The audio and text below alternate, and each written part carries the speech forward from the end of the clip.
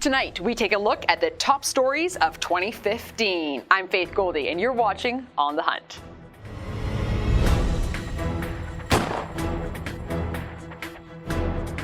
Do you not have an answer for them, Justin?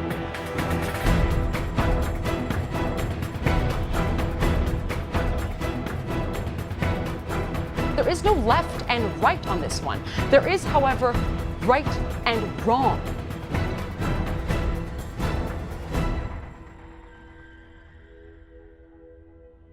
Happy New Year's Eve, Canada. Well, the end of the calendar year is a time for reflection, to look back at where we've come, how things have changed, for better or for worse, over the past 12 months. And so tonight, I bring you my 5 picks for the top news stories of 2015. Number 1, the so-called Syrian refugee crisis. I say so-called because according to the EU's own figures, only 1 out of 5 migrants are in fact from Syria. And frankly, I think that migrant is too unspecific a term. It should be qualified with the term economic, because as their migratory patterns suggest, the vast majority are not going to the nearest home free from persecution or terrorist threat.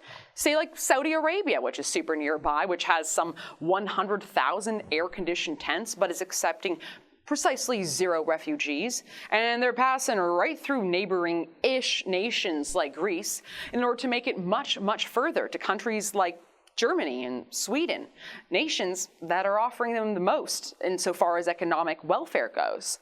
Nonetheless, this is the story that has touched virtually every nation, from European nations like Hungary, whose Prime Minister Viktor Orban saw a huge surge in the polls after erecting a wall to keep the migrants out, all the way to us here in Canada, whose former Prime Minister, Harper, some might argue, saw his approval numbers wrongfully plummet after the picture of one young refugee washed ashore made international headlines.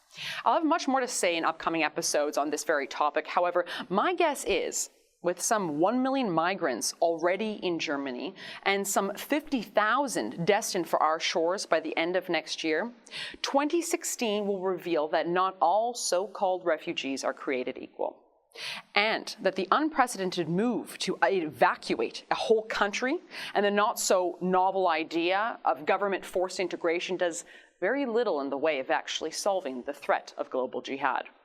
Which brings us to number 2 on our list, the rise of ISIS. Despite the fact that the coalition's air campaign began in August of 2014, the Islamic State has dramatically expanded its theater of operations from its little hub in Syria and Iraq, executing or inspiring a series of attacks across 3 continents. And that claimed more than 800 lives this year alone. From our vantage point, the 4 attacks that were perhaps most significant, the 2 in Paris, including Charlie Hebdo, and the coordinated attacks in the heart of the city, the largest, by the way, on French soil since the Second World War, as well as the downing of the Russian airliner, and of course the recent attack at an office Christmas party in San Bernardino, California, the largest, by the way, on U.S. soil since 9/11. I'm not sure if we in the West will wake up to the fact that an air campaign and Je suis hashtags aren't enough to destroy these madmen currently in control of the Middle East, but we should at least wake up to the fact that they've told us their plan.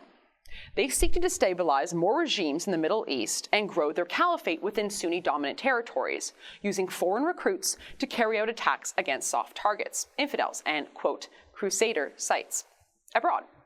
Now, these scumbuckets are trying to usher in the apocalypse, and while I'm not exactly convinced 2016 will see the end of the world, the realist in me says that things are probably going to get a lot worse before they get better.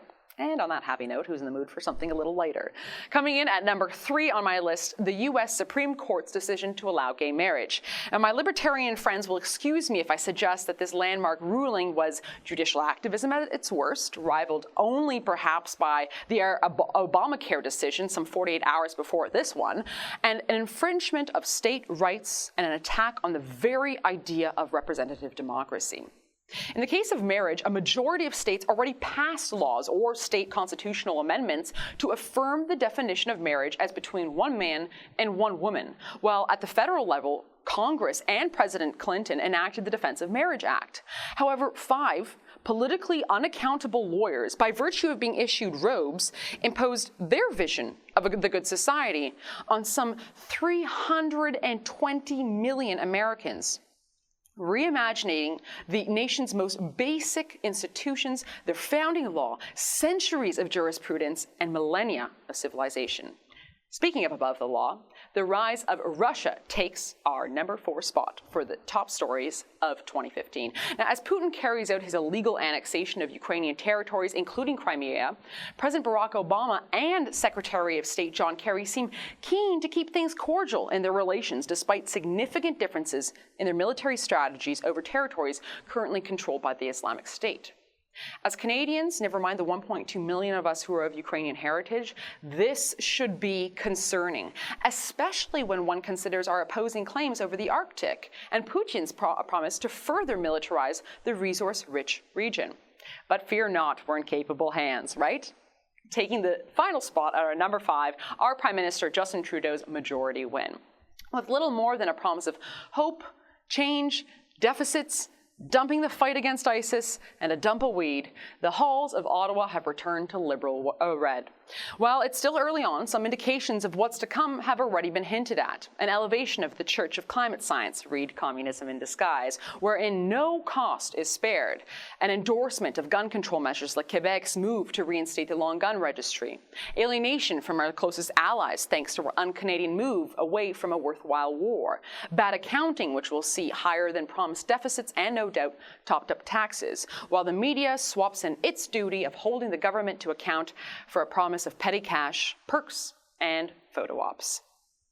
This year, I heard a lot of folks say, Faith, I just can't watch the news anymore. It's becoming too depressing. So I'm really sorry if my time with you tonight had that effect whatsoever. As we count down to a new year, here's hoping that our new leadership doesn't drop every ball and that the forces of good on the world stage outshine those led by darkness.